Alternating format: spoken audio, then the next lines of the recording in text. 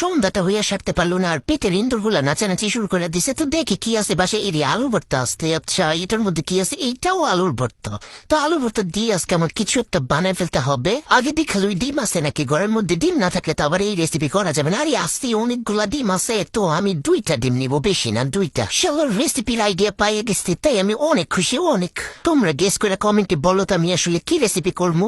তো এই যে ডিমটারে সিদ্ধ করে নিতেছি ফার্স্টে, সিদ্ধ বসায় ওয়েট করতেছি। আমার তো ধৈর্য কুলাইতেছে না, একটু দেখি তো হয়েছে কিনা। বাইরে বাইরে দেখতেছি কিন্তু ডিমটা হয়নি মনে হয়। আচ্ছা, তারপরে আবার একটু ওয়েট করে দেখি, এই ডিমটা ফাইটে গেছে, তার মানে হইছে মনে হয়। আর একটু বাইরে দেখি, আচ্ছা হইছে হইছে। ডিমের খোসাটা এখন ছাড়াই নিতে হবে। তো ডিমের খোসাটা একদম ঝামেলাবিহীন ছাড়াই গেছে।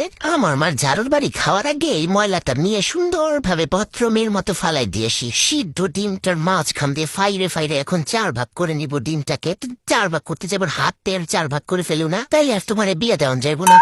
এখন এক পিস ডিম নিয়ে এইভাবে আলুর ভর্তার ভিতরে ডিমটাকে দিয়ে আলুর ভর্তা দিয়ে একদম ঠেকা দিব যেন ডিমটাকে আর না দেখা যায়। তো এতক্ষণে বুঝে গেছে যে আমি কি বানাইতেছি। আমি ডিম চপ বানাইতে গেছিলাম রাইস, কিন্তু ডিমের যে ওপেন হার্ট সার্জারি করে ফেলবো এটা তো বুঝতে পারি নাই। ইয়াদি 1.5 আলুর ভর্তা শর্ট পড়ে গেছে। 2 পিস ডিম আমার এখনো বাকি, কিন্তু আলুর ভর্তা শেষ।